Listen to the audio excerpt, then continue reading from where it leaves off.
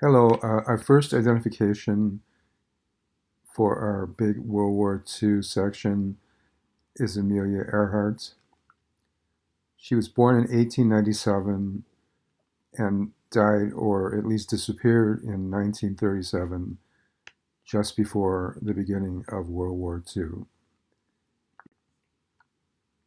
She was the first woman to fly across the Atlantic.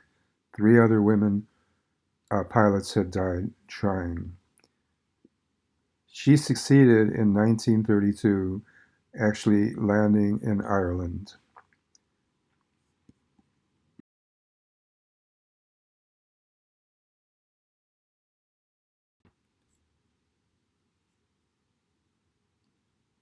As a youngster, she grew up in Atchison, Kansas. She and her sister played outside and would consider themselves adventurous, and she just had a natural adventurous personality.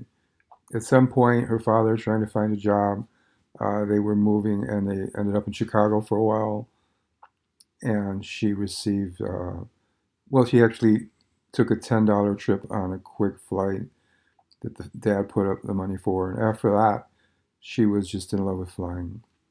So at that point, she began saving money to take flying lessons. So she was very successful. She became an accomplished flyer and became actually well known as one of the best pilots in the country. She began to attract attention from some wealthy supporters, and she got the idea of flying across, being the first woman to fly across the Atlantic Ocean. So she received support and planned for the trip. Her first flight across the ocean was in 1928, but she was very unhappy with that flight, even though it was successful and went from Newfoundland to England. She had two co-pilots, and she remarked later she just felt like a passenger on the flight. So it was her dream to fly across the Atlantic, as Lindbergh had. It was her dream to fly across solo by herself, and three other women had tried this but had failed and actually died trying. But she was determined to be the first woman to fly across the Atlantic Ocean.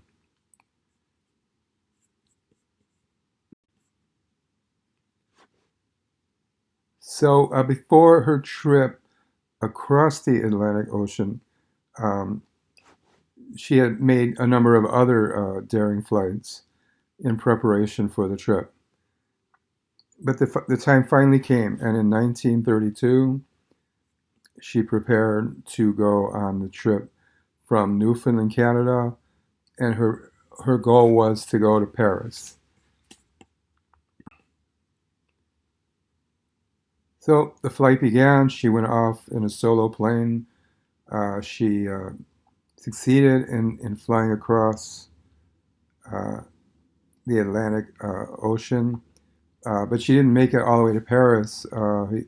She had a number of engine fires and other problems, and she made a very um, stressful landing in Ireland. But she made it, and she made it to Ireland. Ireland's part of the United Kingdom. Uh, you have Ireland, uh, Scotland, and England in a group, uh, which is called the United Kingdom. Well, Ireland, uh, she ended up landing in a field in Ireland. But she succeeded in surviving and making it across uh, the ocean. We see another picture of Amelia Earhart. Another big trip that Amelia Earhart was the first to do of any pilot. She flew from Los Angeles to Mexico City and nonstop, and that was got some coverage in the newspapers. You see this paper says Miss Earhart sets mark for Mexico because after that she wanted to fly to New York, which was over 2,000-mile trip, and she was successful in that trip also. You see, this flight was a 2,100-mile nonstop trip from Mexico to New York. She was known also for many of well-known quotes. Like here, she said, "The most difficult thing is the decision to act. The rest is merely tenacity." Now here's a picture of Amelia Earhart's airplane.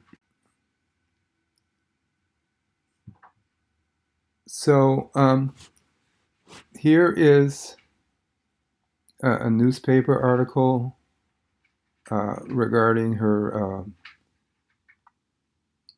one of her flights, and I'm going to go more into her successful flight to Ireland in a moment. So here is the big flight that she made. She successfully crossed the Atlantic Ocean by herself. And like I said, she didn't make it to Paris, but she made it across the ocean and she landed in Ireland. So actually, she landed in a field, which was a cow pasture, and apparently the cows ran off when she landed. And she just landed on the grass in the cow pasture, which must have been quite a thing to do. It's not a regular airplane runway. There's a drawing of the cow pasture that she landed in. But still, it's quite an amazing feat to fly across the ocean and then land in a random grass pasture. And it certainly must have been difficult to land on uneven grass. Here we have people uh, coming, reporters to talk to her, and some other people. There's a young girl there, and we we see that. Um, but this is just a little while after landing. Actually, the family that owned that pasture allowed her to stay in the house for the night, and at first they had no idea who she was.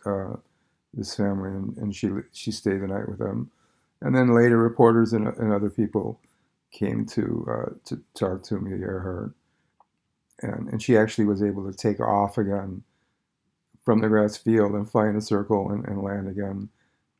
Very spontaneous move. Here you see the landing hits the newspapers in Cleveland, and she was already popular in the United States, but now she was wildly popular in the United States after this successful landing in Ireland. It says it completes a solo hop over 2,000 miles over all ocean and sea. Um, there again, she's getting pictures taken by her airplane. So Amelia Earhart was a very successful pilot, one of the most successful in all of world history. And she was, like you see, getting even more attention.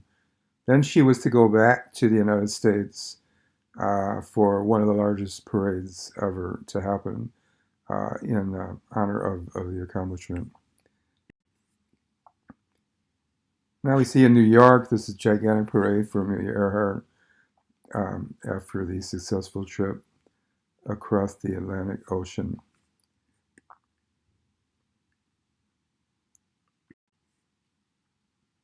Another picture of the same parade. Obviously, the mayor and other dignitaries came, but you have just crowds and throngs of many, just all kinds of different people coming to the parade. They made some speeches. Actually, she kind of played down the accomplishment when she spoke. She was being modest, but normally she was extremely outgoing and had a lot of confidence. But in this speech, she was modest about the accomplishment. It was a short speech. See here, more of the parade. So now the big attention for Amelia Earhart was to be the first person to fly around the world, and she almost succeeded. She was going to attempt that in 1937, and this goal of hers was to become extremely famous, just the idea of doing it. So here you see that the planned trip um, was to go around the world. Obviously, she would need to stop for gas and supplies, but other than that, there would be a number of solo stops for gas, and then she would take off again. And so she went along on this journey to travel across the world in an airplane with a navigator that flew with her. So this was her final flight. Her navigator, Fred Noonan, took off on this long trip. And actually, some people think it was early in the trip, but it was actually very late in the trip that the disappearance happened. She had mostly succeeded in flying across most countries and almost all the way around the world. She was on one of the last parts of the trip was to cross the Pacific Ocean and come back to the United States.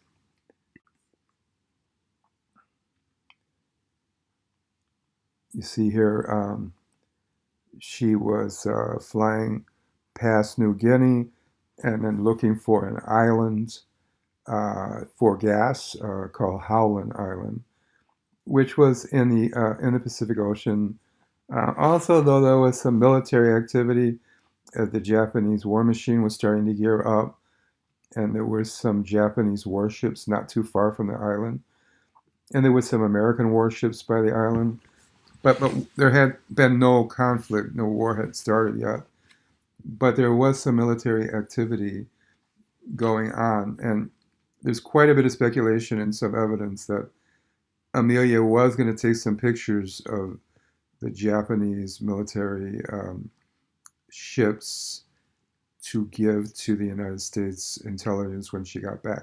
So she was acting as not exactly a spy, but she was going to help the country by giving some kind of photographs. It was not at all the main point of her trip, but I think this deal was that as long as she was flying in that area, if she got pictures, she was going to relay it to the U.S. Navy.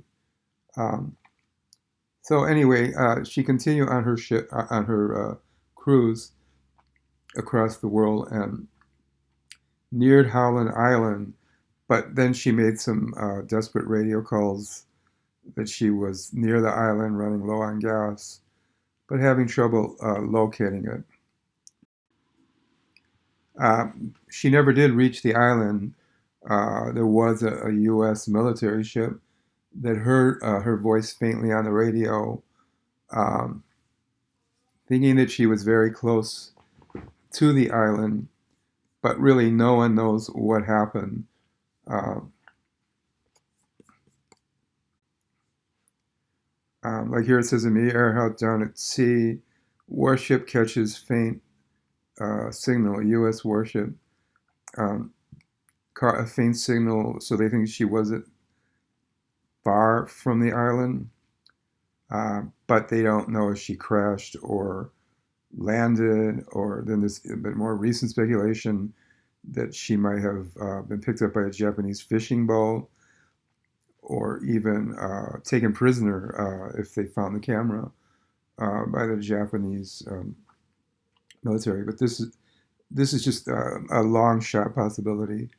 Um, the most likely is that she either crashed in the water or landed in a deserted island and lived on it for a while afterwards, or just crashed. It was becoming a big mystery after this. Another article: long silence follows Amelia's radio SOS. And so Franklin Roosevelt, the president of the United States at the time, set out the largest Navy search effort in American history to find her, but did not succeed. Um, so as years went by, it became an unsolved mystery. She was legally declared dead, but no, the body was never found. The plane was never found, and it does remain a global mystery. There have been many expeditions out there, many stories of finding metal that matched her plane, but many of the stories have been discredited. So clearly, it still has not been figured out as to where or what really happened. Um, you hear it again, the hunt for her plane wreckage. But nevertheless, she was one of the most popular people in American history and famous. And here is a museum dedicated to the legacy of Amelia Earhart, who disappeared in 1937.